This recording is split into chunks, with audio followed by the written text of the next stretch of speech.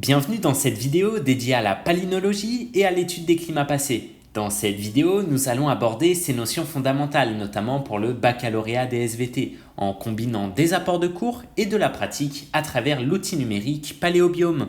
Avant de plonger dans le logiciel, posons les bases scientifiques indispensables. Qu'est-ce que la palynologie ? C'est tout simplement la science qui étudie les pollens et les spores, actuels ou fossiles. Mais alors, pourquoi est-ce un outil autant puissant pour reconstituer les climats anciens ? Tout repose sur un principe écologique fondamental. Chaque espèce végétale, et en particulier chaque arbre ou plante, possède des exigences écologiques bien précises en termes de température, d'humidité, de luminosité et de type de sol. Par exemple, le pin sylvestre ne se développe pas dans les mêmes conditions climatiques qu'un hêtre, ou chêne, ou bien un bouleau. De même que certaines herbacées traduisent des milieux ouverts et froids, tandis que d'autres préfèrent la couverture forestière. Les grains de pollen, qui possèdent une paroi extrêmement résistante, appelée sporopollénine, se conservent remarquablement bien au cours des millénaires lorsqu'ils se déposent dans des sédiments anoxiques, des lacs par exemple, ou bien des tourbières. Ainsi, analyser la composition des sédiments accumulés au cours du temps revient en quelque sorte à lire un livre d'histoire naturelle. La nature et l'abondance des pollens fossilisés retrouvés à différentes profondeurs permettent de reconstituer la végétation passée et par conséquent d'en déduire les variations climatiques successives, les phases de réchauffement ou bien de glaciation, ainsi que l'impact des variations environnementales à l'échelle régionale ou globale. Et c'est précisément cette démarche scientifique que nous allons illustrer à l'aide de l'outil Paléobiome 2 et interpréter à travers un exemple concret. Lorsque vous arrivez sur l'interface de Paléobiome, la première chose à faire est de cliquer sur « Reconstruire les paléo-environnements », ce qui nous plonge directement au cœur de la reconstitution climatique. Ensuite, on peut se rendre dans l'échantillonnage d'un site au laboratoire virtuel où l'on va sélectionner notre site d'étude, typiquement un endroit où des carottages sédimentaires ont été réalisés sur le terrain, comme ici le célèbre site d'Amsoldinger en Suisse, dont l'intervalle d'étude s'étend de 602 à 20 600 ans. Pour cela, un simple clic gauche permet de sélectionner le site, tandis qu'un clic droit donne accès à des informations précieuses, notamment ses coordonnées géographiques. En réalité, cette démarche numérique reflète fidèlement la première étape d'une étude palynologique menée en conditions réelles sur le terrain. On prélève une carotte de sédiments qui, à travers ses différentes profondeurs, représente un gradient temporel d'années en couches successives, nous permettant alors d'analyser rigoureusement la composition pollinique de chaque strate sédimentaire. Pour explorer cette dimension temporelle et reconstituer la chronologie des paysages végétaux, on utilise l'ascenseur vertical qui donne accès, pour chaque profondeur donnée, à des observations microscopiques correspondant à tous les pollens fossilisés retrouvés à ce niveau précis.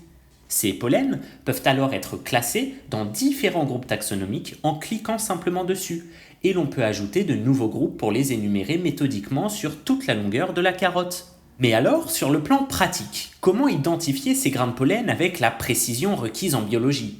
Soit on s'aide d'une planche de détermination visuelle, qui permet aussi d'accéder aux noms scientifiques des familles et des genres, soit on clique directement sur la clé de détermination pour ouvrir des clés dichotomiques interactives qui nous guident pas à pas vers l'identification de l'organisme producteur. Par exemple, si l'on observe au microscope un pollen divisé en deux parties, avec une connexion marquée entre le corps et les ballonnets reliés par une contraction, cela correspond bel et bien au genre Pinus, c'est-à-dire le pin, un conifère dont la présence renseigne souvent sur des climats plus frais ou bien des phases de transition. Bien entendu, pour les besoins de notre démonstration et pour condenser notre analyse, nous n'allons pas analyser l'intégralité de la carotte en détail, mais sachez qu'en procédant ainsi et de manière méthodique, pour chaque niveau stratigraphique, on obtiendrait à la fin la liste complète et exhaustive de l'ensemble des pollens retrouvés et dénombrés sur toute la carotte. Une fois ce travail d'inventaire taxonomique réalisé, il suffit de se rendre dans l'onglet « Représenter les données », puis cliquer sur « Données polliniques » et vous allez retomber sur notre site d'étude exploré un peu plus tôt. On y sélectionne alors les taxons de pollen les plus abondants et significatifs. C'est une étape nécessaire pour éviter d'alourdir inutilement la représentation graphique et pour se concentrer sur les espèces indicatrices majeures. Et juste avant cela, un simple clic droit sur les pollens nous offre des informations écologiques fondamentales sur les caractéristiques de l'arbre producteur et sur les différents types de climats dans lesquels il prospère. Il ne reste ensuite plus qu'à appuyer sur « Représenter la répartition des pollens sélectionnés », puis vous verrez s'afficher des graphiques détaillés sous forme de diagrammes polliniques qui, en fonction de la profondeur et donc du temps exprimé en milliers d'années, révèlent clairement l'évolution dynamique de la végétation et par déduction celle du climat local et régional. Si l'on interprète précisément les courbes de notre figure pour le site d'Amsoldinger, on observe une transition spectaculaire vers 13 000 ans.